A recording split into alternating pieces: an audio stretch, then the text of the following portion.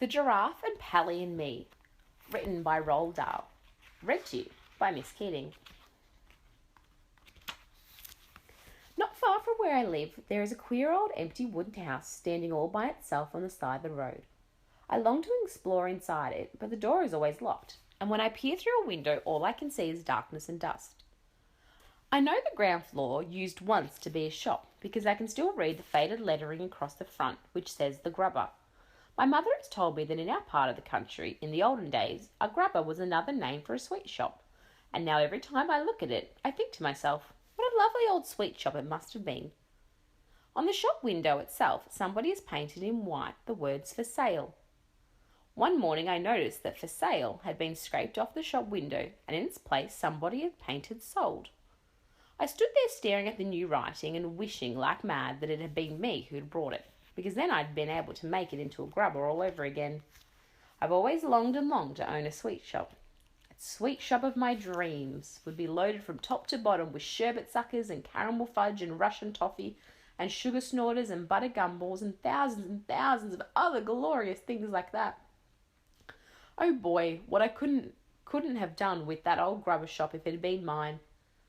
On my next visit to the grubber, I was standing across the road gazing at the wonderful old building when suddenly an enormous bathtub came sailing out through one of the second floor windows and crashed right onto the middle of the road. A few moments later, a white porcelain lavatory pan with a wooden seat still on it came flying out of the same window and landed with a wonderful splintering crash just beside the bathtub. This was followed by a kitchen sink and an empty canary cage and a four-posted bed and 2 hot water bottles and a rocking horse and a sewing machine and goodness knows what else besides. It looked as though some madman was ripping out the whole of the inside of the house, because now pieces of staircase and bits of the banisters and a whole lot of old floorboards came whistling through the windows. Then there was silence. I waited and waited, but not another sound came from within the building. I crossed the road and stood right under the windows and called out, "Is anybody at home?" But there was no answer. In the end, it began to get dark, so I had to turn away and start walking home.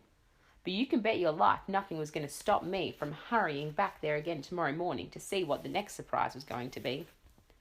When I got back to the grubber house the next morning, the first thing I noticed was the new door. The dirty old brown door had been taken out, and in its place someone had fitted a brand new red one. The new door was fantastic. It was twice as high as the other one had been, and it looked ridiculous. I couldn't begin to imagine who would want a tremendous tall door like that in their house, unless it was a giant. As well as this, somebody had scraped away the sold notice on the shop window, and now there was a whole lot of different writing all over the glass. I stood there reading it, and trying to figure out what on earth it all meant. The Ladderless Window Cleaning Company. Get your windows cleaned without a lot of dirty ladders leaning against your house.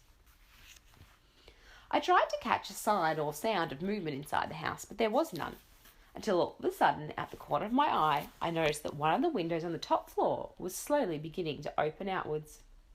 Then a head appeared at the open window. I stared at the head. The head stared back at me with big, round, dark eyes. Suddenly a second window was flung wide open, and all the crazy things, a gigantic white bird, hopped out and perched on the windowsill. I knew what this one was, because of its amazing beak, which was shaped like a huge orange-coloured basin. The pelican looked down at me and sang out, "Oh, how I wish for a big fat fish, I'm hungry as ever could be.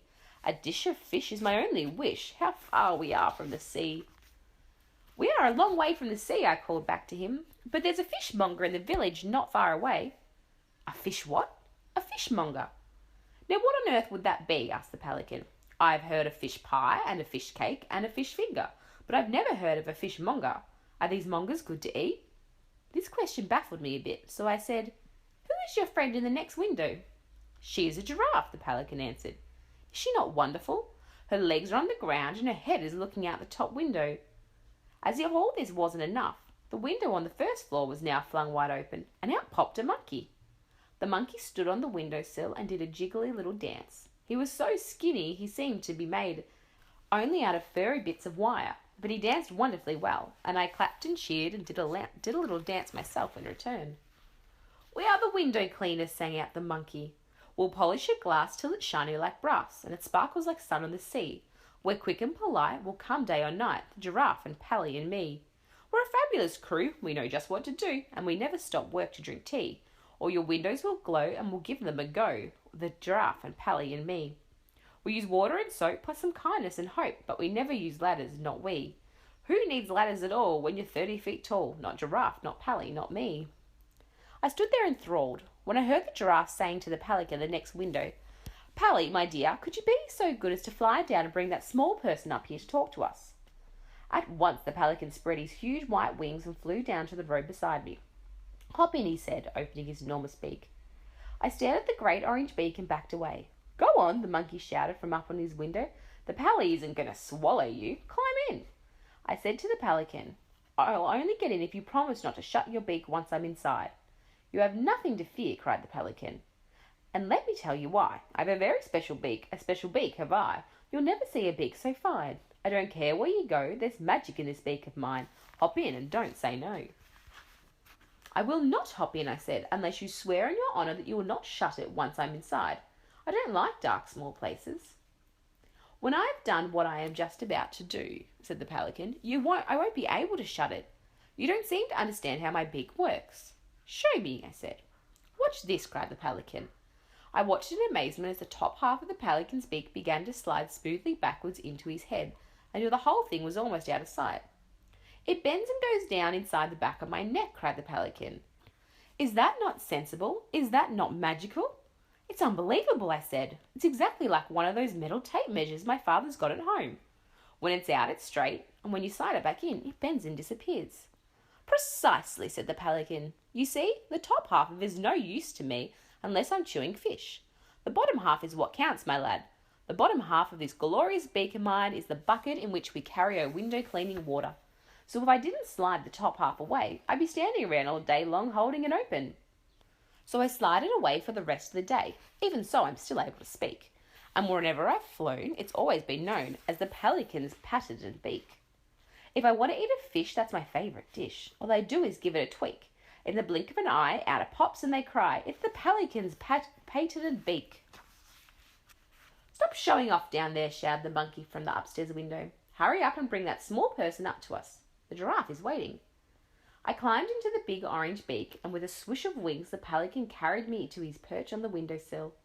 The Giraffe looked out of her window at me and said, How do you do? What is your name? Billy, I told her. Well, Billy, she said, we need your help and we need it fast. We must have some windows to clean. We spend every penny we have buying this house, and we've got to earn some more money quickly. The Pelly is starving, the monkey is famished, and I'm perishing with hunger. The Pelly needs fish, the monkey needs nuts, and I'm even more difficult to feed. I am a geranious giraffe, and a geranious giraffe cannot eat anything except the pink and purple flowers of the twinkle twinkle tree. But those, as I'm sure you know, are hard to find and expensive to buy. The Pelican cried out, Right now I'm so hungry I could eat a stale sardine. Has anyone seen a stale sardine or a bucket of rotten cod? I'd eat the lot upon the spot, I'm such a hungry bod. Every time the Pelican spoke, the beak I was standing in jiggled madly up and down, and the more excited he got, the more it jiggled. The monkey said, What Pelly's really crazy about is salmon. Yes, yes, cried the Pelican, salmon, oh glorious salmon. I dream about it all day long, but I never get any. And I dream about walnuts, shouted the monkey. A walnut fresh from the tree is scrumptious, galumptious, so flavour savoury, so sweet to eat that it makes me wobble just thinking about it. At exactly that moment, a huge white Rolls Royce pulled up right below us, and a chauffeur in a blue and gold uniform got out. He was carrying an envelope in a gloved hand. Good heavens, I whispered, that's the Duke of Hampshire's car. Who's he? Said the Giraffe. He's the richest man in England, I said. The chauffeur knocked on the door of the grubber. He looked up and saw us. He saw the Giraffe, the Pelly, and the monkey and me all staring down at him from above. But not a muscle moved in his face, not an eyebrow was raised. The chauffeurs are very rich men and never surprised by anything they see. The chauffeur said, His Grace the Duke of Hampshire has instructed me to deliver this envelope to the Ladderless Window Cleaning Company. That's us, cried the monkey. The Giraffe said, Be so good as to open the envelope and read us the letter. The chauffeur unfolded the letter and began to read. Dear Sirs, I saw your notice as I drove by this morning. I've been looking for a decent window cleaner for the last 50 years, but I have not found one yet. My house has 677 windows in it, not counting the greenhouse, and all of them are filthy. Kindly come and see me as soon as possible. Yours truly, Hampshire. That, added the chauffeur in a voice filled with awe and respect, was written by His Grace the Duke of Hampshire in his own hand. The Giraffe said to the chauffeur, Please tell His Grace the Duke that we will be with him as soon as possible. The chauffeur touched his cap and got back into the Rolls-Royce. Whoopee! Shouted the monkey. Fantastic! Cried the pelican. That would be the best window cleaning job in the world.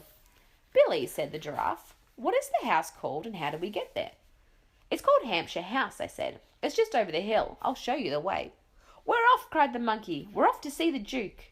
The Giraffe stooped low and went out through the tall door. The monkey jumped off the windowsill on the Giraffe's back. The pelican, with me in its beak hanging out on for dear life, flew across and perched on the very top of the Giraffe's head, and away we went. It wasn't long before we came to the gates of Hampshire House, and as the Giraffe moved slowly up the great wide driveway, we all began to feel a little bit nervous. What's he like, this Duke? The Giraffe asked me.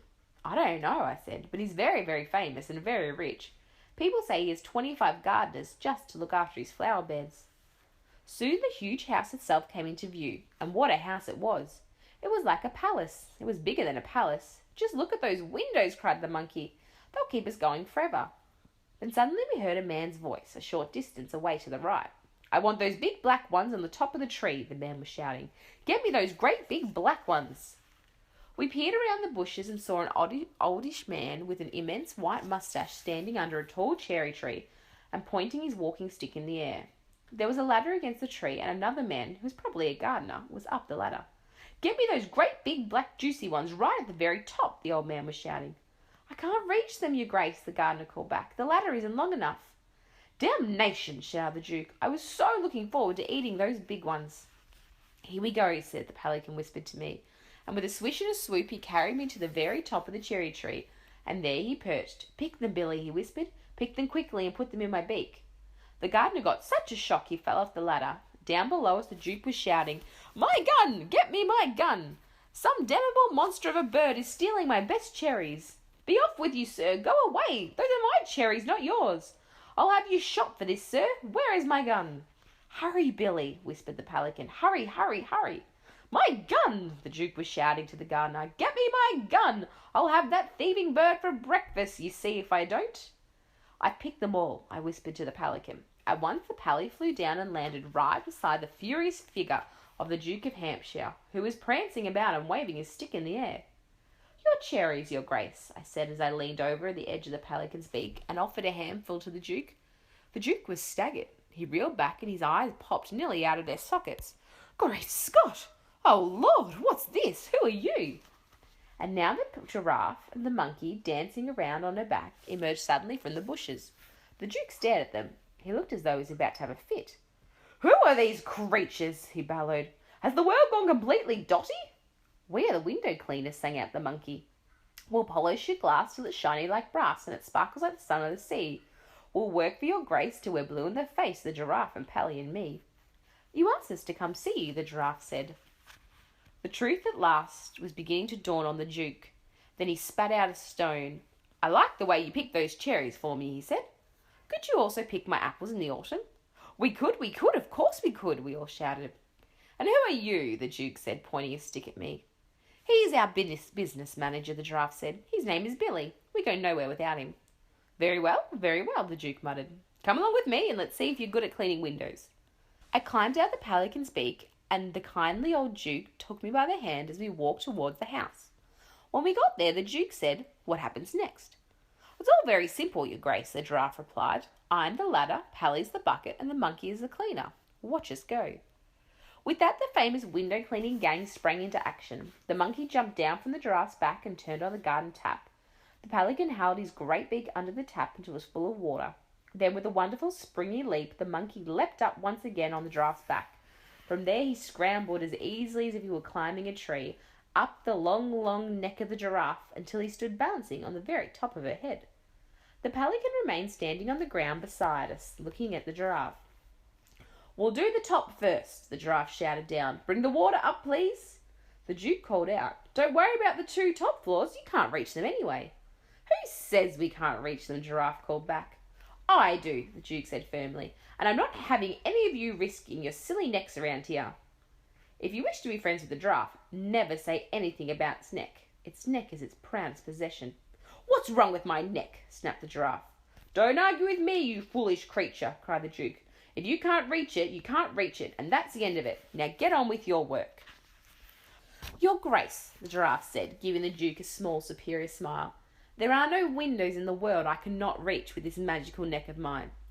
The monkey who was dancing about most dangerously on top of the giraffe's head cried out, Show him, Giraffe! Go on and show him what you can do with your magical neck.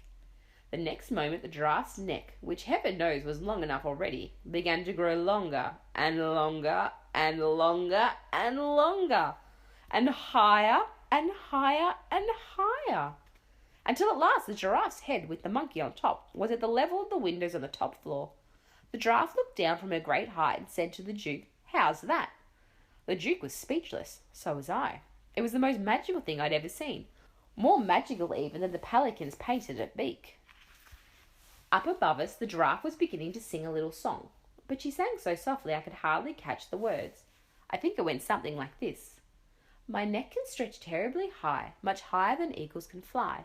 If I ventured to show just how high it would go, you'd lose sight of my head in the sky. The pelican, with his huge beak full of water, flew up and perched on one of the top window sills near the monkey, and now the great window cleaning business really began. The speed with which the team worked was astonishing. As soon as one window was done, the giraffe moved the monkey over to the next one, and Pelican followed. When all the fourth floor windows on that side of the house were finished, the giraffe simply drew in her magical neck until the monkey was level with the third floor windows, and off they went again. Amazing, cried the Duke. Astonishing, remarkable, incredible. I haven't seen out of any of my windows for the 40 years. Now I shall be able to sit indoors and enjoy the view. Suddenly I saw all three of the window cleaners stop dead in their tracks. They seemed to freeze against the wall of the house. None of them moved. What's happening to them? The Duke asked me. What's gone wrong? I don't know, I answered. Then the giraffe with the monkey on her head tiptoed very gingerly away from the house and came towards us. The pelican flew with them. The giraffe came up very close to the Duke and whispered, Your Grace, there is a man in one of the bedrooms on the third floor. He's opening all the drawers and taking things out. He's got a pistol. The Duke jumped with about a foot in the air. Which room? He snapped. Show me at once. It's the one on the third floor where the window is wide open, the giraffe whispered. Oh my Gad, cried the Duke. That's the Duchess's bedroom. He's after her jewels. Call the police. Summon the army. Bring up the cannon. Charge with the light brigade. But even as he spoke, the pelican was flying up into the air. As he flew, he turned himself upside down and tipped the window cleaning water out of his beak. Then I saw the top half of that marvellous patterned beak sliding out of his head, ready for action. What's that crazy bird up to? Cried the Duke. Wait and see, shouted the monkey. Hold your breath, old man. Hold your nose, hold your horses, and watch Pelly go. Like a bullet, the pelican flew in through the open window, and 5 seconds later, out he came again with a great orange beak firmly closed. He landed on the lawn beside the Duke. A tremendous banging noise was coming from inside the pelican's beak. It sounded as though someone was using a sledgehammer against it from the inside. He's got him, cried the monkey. Pelly's got the burglar in his beak. Well done, sir, shouted the Duke, hopping about with excitement. Suddenly, he pulled the handle of his walking stick upwards, and out of the hollow inside of his stick itself, he drew a long, thin, sharp, shining sword. I'll run him through, he shouted, flourishing the sword like a fencer. Open up, Pelican, let me get at him. I'll run the bounder through before he knows what's happened to him. I'll spike him like a pat of butter. I'll feed his gizzards to my foxhounds. But the pelican did not open his beak. He kept it firmly closed and shook his head at the Duke. The giraffe shouted, The burglar is armed with a pistol, your Grace. If Pelly lets him out now, he'll shoot us all. He can be armed with a machine gun for all I care, bellowed the Duke, his massive moustache bristling like brushwood. I'll handle the blighter. Open up, sir, open up. Suddenly there was an ear-splitting bang, and the pelican leapt 20 feet in the air. So did the Duke. Watch out, the Duke shouted, taking 10 rapid paces backwards. He's trying to shoot his way out. And pointing his sword at the pelican, he bellowed, Keep that beak closed, sir. Don't you dare let him out. He'll murder us all. Shake him up, Pelly, cried the giraffe. Rattle his bones. Teach him not to do that again. The pelican shook his head so fast from side to side that the beak became a blur, and the man inside must have felt as if he was being scrambled like eggs. Well done, Pelly, said the giraffe. You're doing a great job. Keep on shaking him so he doesn't fire that pistol again. At this point, a lady with an enormous chest and flaming orange hair came flying out of the house, screaming, My jewels! Somebody's stolen my jewels! My diamond tiara, my diamond necklace, my diamond bracelets, my diamond earrings, my diamond rings. They've had the lot. My rooms have been ransacked." And then this massive female, who 55 years ago had been a world-famous opera singer, suddenly burst into song. "My diamonds are in the ocean. My diamonds are over the sea. My diamonds will pinch from my bedroom. Oh, bring back my diamonds to me."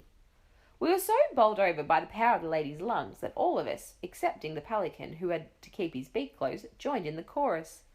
Bring back, oh, bring back my diamonds to me, to me. Bring back, oh, bring back my diamonds to me." "Calm yourself, Henrietta," said the Duke. He pointed to the pelican and said, "This clever bird, this brilliant burglar-catching creature has saved the day. The bounder's in his beaks."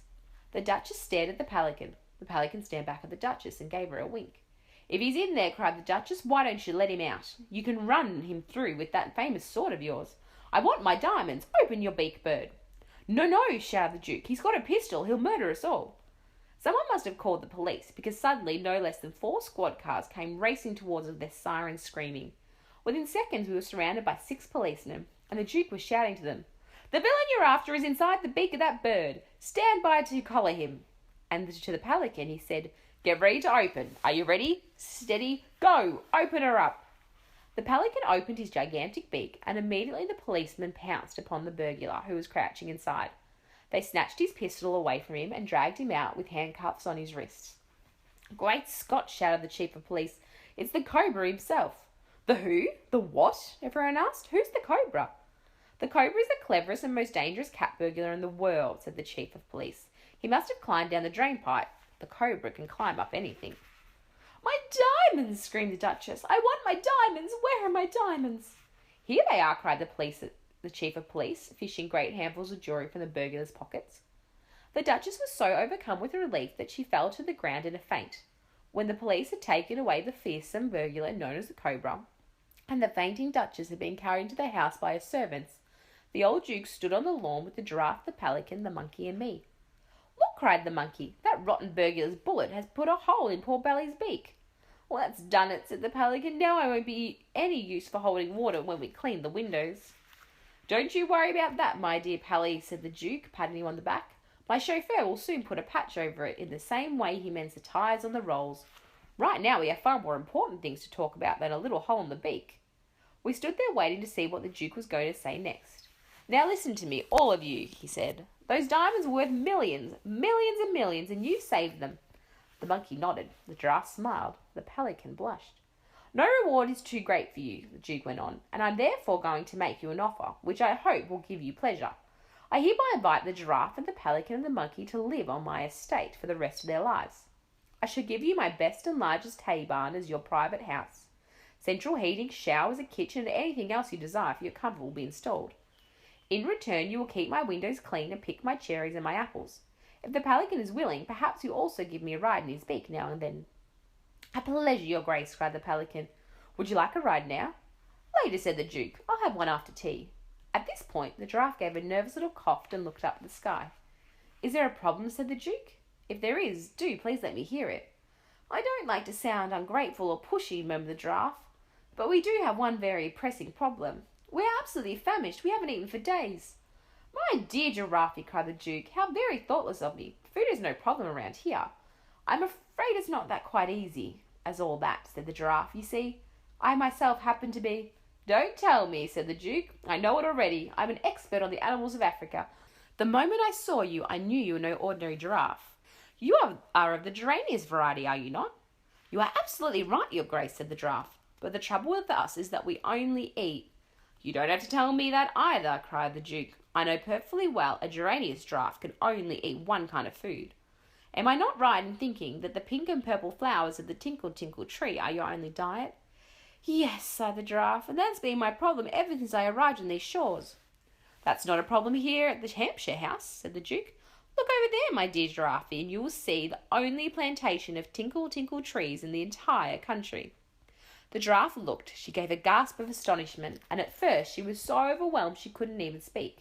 Great tears of joy began running down her cheeks. "Help yourself," said the Duke. "Eat all you want." "Oh, my sainted souls!" gasped the Giraffe. "Oh, my naked neck! I cannot believe what I'm seeing." The next moment she was galloping full speed across the lawns and whinnying with excitement, and at last we saw of her. She was burying her head in the beautiful pink and purple flowers that blossomed on the tops of the trees all around her. As for the monkey, the Duke went on, I think he will also be pleased with what I have to offer. All over my state there are thousands of giant nut trees. Nuts, cried the monkey. What kind of nuts? Walnuts, of course, said the Duke. Walnuts, screamed the monkey. Not walnuts. You don't really mean walnuts. You're pulling my leg. You're joking. You can't be serious. I must have heard wrong. There's a walnut tree right over there, said the Duke, pointing. The monkey took off like an arrow, and a few seconds later he was high up in the branches of the walnut tree, cracking the nuts and guzzling what was inside. That leaves only the Pelly, said the Duke. Yes, said the pelican nervously, but I'm afraid that what I eat does not grow on trees. I only eat fish. Would it be too much trouble if I wonder if I were to ask for a reasonably fresh piece of haddock or cod every day? Haddock or cod, shouted the Duke, spitting out the words as though they made a bad taste in his mouth. Cast your eyes, my dear Pelly, over there to the south. The pelican looked across the vast rolling estate, and in the distance he saw a great river. That is River Hamp, said the Duke, the finest salmon river in the whole of Europe. Salmon, screeched the pelican. Not salmon. Do you really mean salmon? It's full of salmon, the Duke said, and I own it, so you can help yourself. Before he had finished speaking, the pelican was in the air. The Duke and I watched him as he flew full speed towards the river. We saw him circle over the water, then he dived and disappeared. A few moments later, he was in the air again, and he had a gigantic salmon in his beak. I stood alone with the Duke on his lawn beside his great house. Well, Billy, he said, I'm glad they're all happy, but what about you, my lad? I'm wondering if you happen to have just one extra special little wish all for yourself. If you do, I'd love you to tell me about it. There was a sudden tingling in my toes. I felt as though something tremendous might be going to happen to me at any moment. Yes, I murmured nervously. I do have one extra special wish. And what might that be? Said the Duke in a kindly voice. There is an old wooden house near where I live, I said. It's called the Grubber, and long ago it used to be a sweet shop. I have wished and wished that one day somebody might come along and make it into a marvellous new sweet shop all over again. Somebody, said the Duke. What do you mean, somebody? You and I'll do that. We'll do it together. We'll make it into the most wonderful sweet shop in the world, and you, my boy, will own it. Whenever the old Duke got excited, his enormous moustache started to bristle and jump about. Right now they were jumping up and down so much it looked as though he had a squirrel on his face. By gad, sir, he cried, waving his stick, I shall buy the place today. Then we'll get to work and we have the whole thing ready in no time. You just wait and see what sort of sweet shop we're going to make out of this grubber place of yours. It was amazing how quickly things began to happen after that. There was no problem about buying the house because it was owned by Giraffe and Pelly and Monkey, and they insisted upon giving it to the Duke for nothing. Then the builders and carpenters moved in and rebuilt the whole of the inside so that once again it had 3 floors. On all these floors they put together rows and rows of tall shelves, and there were ladders to climb up the highest shelves and baskets to carry what you brought. Then the sweets and chocks and toffees and fudges and nougats began pouring into the shelves. They came by aeroplane from every country in the world, the most wild and wondrous things you could ever imagine. There were gum twizzlers and fizzwinkles from China, froth blowers and spit sizzlers from Africa, tummy ticklers and gobwangles from the Fiji Islands, and lip lickers and plug schnuggets from the land of the midnight sun. For 2 whole weeks, the flood of boxes and sacks continued to arrive. I could no longer keep track of all the countries they came from, but you can bet your life that as I unpacked each new batch, I sampled it carefully. I can remember especially the giant wangdoodles from Australia, every one with a huge ripe red strawberry hidden inside its crispy chocolate crust, and the electric fizz cocklers that made every hair on your head stand straight up on end as you popped them one into your mouth. And there were nish nobblers and gum glotters, and big blue bubblers, and sherbet slurpers, and tongue rakers. As well as all this, there was a whole lot of splendid stuff from the great Wonka factory itself. For example, the famous Willy Wonka rainbow drops. Suck on them and you can spit in 7 different colours. And his stick jaw for talkative parents. And his mint tube jobs, which gave the boy next door green teeth for a month. On the grand opening day, I decided to allow all my customers to help themselves for free. And the place was so crowded with children you could hardly move. The television cameras and the newspaper reporters were all there, and the old Duke himself stood outside in the road with my friends, the Giraffe and the Pelly and the Monkey, watching the marvellous scene. I came out of the shop to join them for a few moments, and I brought each of them a bag of extra special sweets as a present. To the Duke, because the weather was a little chilly, I gave some scarlet scorch droppers that had been sent to me from Iceland. The label said that they were guaranteed to make the person who sucked them as warm as toast, even if they were standing stark naked at the North Pole in midwinter. The moment the Duke popped one into his mouth, thick smoke came gushing out of his old boy's nostrils, in such quantities that I thought his moustache was going to go up in flames. "Terrific!" he cried, hopping about. "Tremendous stuff! I'll take a case of them home with me." To the Giraffe I gave a bag of glumptious globbers. The globber is an especially delicious sweet that is made somewhere near Mecca, and the moment you bite into it, all the perfumed juices of Arabia go squirting down your gullet, one after the other. "It's wonderful!" cried the Giraffe, as a cascade of lovely liquid flavours poured all the way down her long, long throat. "It's even better than my favourite pink and purple flowers." To the Pelican I gave a big bag of pishlets. Pishlets, as you probably know, are brought by children who are unable to whistle a tune as they walk along the street, but long to do so. They had a splendid effect upon the Pelican, but after he'd put one of them into his beak and chewed it for a while, he suddenly started singing like a nightingale. This made him wildly excited, because pelicans are not songbirds. No pelican has ever been known to whistle a tune before. To the monkey I gave a bag of devil's drenches, these small fiery black spreets that one is not allowed to sell to children under 4.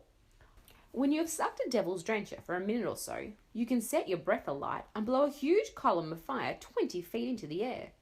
The Duke put a match into the monkey's breath and shouted, "Blow, monkey, blow!" A sheet of orange flame shot up as high as the roof of the grubber house, and it was wonderful. "I've got to leave you now," I said. "I must go and look after my customers in the shop." "We must go too," said the Giraffe. "We have 100 windows to clean before dark." I said goodbye to the Duke, and then one by one I said goodbye to the 3 best friends I've ever had. Suddenly, we all became very quiet and melancholy, and the monkey looked as though he was about to cry as he sang me a little song of farewell. We have tears in our eyes as we wave our goodbyes. We've so loved being with you, we 3. So do please now and then come and see us again, the Giraffe and the Pelly and Me. All you do is to look at the page in this book, because that's where we'll always be. No book ever ends when it's full of your friends, the Giraffe, the Pelly and Me.